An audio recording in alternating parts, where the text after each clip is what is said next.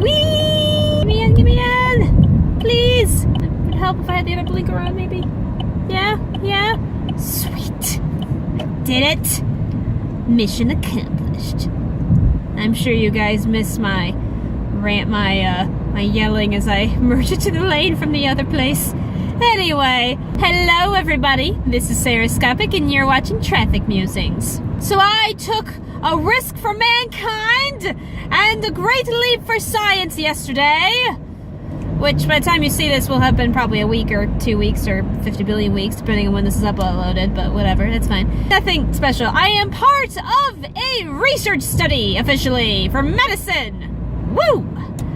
Basically, they have created a new meningitis vaccine. I don't exactly remember what makes this different from the other vaccine, but it's apparently different from the other vaccine. So I am being tested on the effects of the one vaccine versus the other. Now, of course, because it's a research study, I don't know which vaccine I have in my body right now. I could have the normal meningitis vaccine, or I could have the experimental one that they're testing. And basically, I get this nice vaccine, and for the next, 30 days, well, actually, no, for the next 7 days, I have to record any, weird things that happen, I guess. Basically, things like if you have a fever, or if you feel achy, or sick, or something like that. If it gets red, or if it's swollen, and all that kind of stuff, if it hurts. And then they're going to take my blood and see through my blood how, it's affecting my antibodies and protein carriers and all that cool stuff. So, it's gonna be great. It's gonna be, you're welcome. I am risking my life for science and for the good of medicine. I'm risking with a vaccine. With vaccines, there are certain very, thankfully, rare chances of issues. And with meningitis, that can be kind of scary because meningitis is such a scary infection. I do have to tell you guys, though, I almost did not get a chance to even be part of this study for several reasons. There were several things that happened that worked against me, hilariously enough. It wasn't like I was gung-ho and wanted to do this, because I'm not even getting paid to do it, which I thought I was, and so it kind of sucks. I thought they were going to give us a little bit of compensation, but they're not. So, that kind of sucks, but oh well, I guess. Basically, what happened was I was contacted in April or something by a lady in the research center who works in a building next to my doctor's office. And I forget, I guess I was suggested by my doctor for this study for various reasons or whatever, and so she asked when I could come in and, fill out the paperwork and take the vaccination. And the problem was that this was back when I was in Ann Arbor.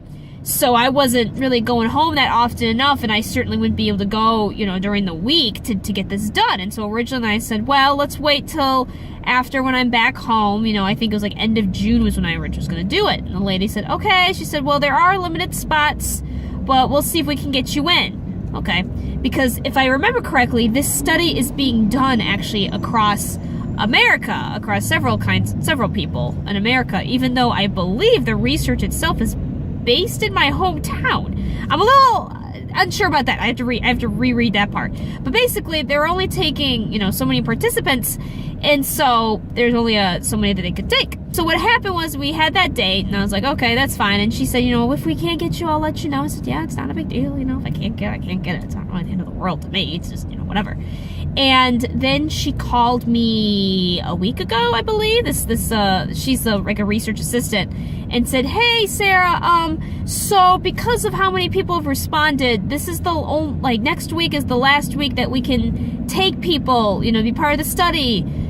And so are you able to come any earlier? And at this point I am home because this is June. So I looked at my calendar and tried to figure out a day because I'm doing internship and stuff still, and the drive back is crazy, so I needed to find a better day to do it. Sorry, I'm testing to make sure this doesn't get too hot, okay? Because it's been been overheating every single time. So anyway, moving on. Because of the internship, it's hard to get to places, and so I told her, a Thursday, because Thursday I don't usually go to internship, and she was like, okay. She said, well, Friday's the last possible day, so yeah, we'll try Thursday. I'll let you know. I went, okay. So I came in on Thursday. Well, as you guys know, I've been sick this week, so I warned her when she asked me about it. I said, okay, you know, is there any problem with me being sick? And she said, are you taking antibiotics? And at this point, this is before I gone to the clinic to see what was wrong with me. And I said, I don't know. And she said, okay, I'll, you know, just let me know if you're taking antibiotics. And as you guys know from the previous episode, I am not taking antibiotics. It's just a cold. So just dealing with that. And so I go in and I tell her, you know, I still have my cold. I'm not taking antibiotics. They said it's just a cold. She said, okay, well, we need to see if you can still be part of the study. I was like, okay, that's fine. Because at first I didn't understand why, but the reason is because usually when your immune system is compromised, and they're worried about your immune system being compromised, because if you do have a poor immune system or your immune system is for whatever reason compromised, it is not safe for you to take vaccines. So, for example, people who are under chemotherapy, which is an extreme form of having a problem with your immune system, you should not be taking vaccines. So they were worried about my safety, basically. They were worried about me taking this vaccine, even though I was like, it's just a cold, like, it's annoying, but that's about it. It's not even close to being bronchitis. My lungs are all clear, so it's not even that.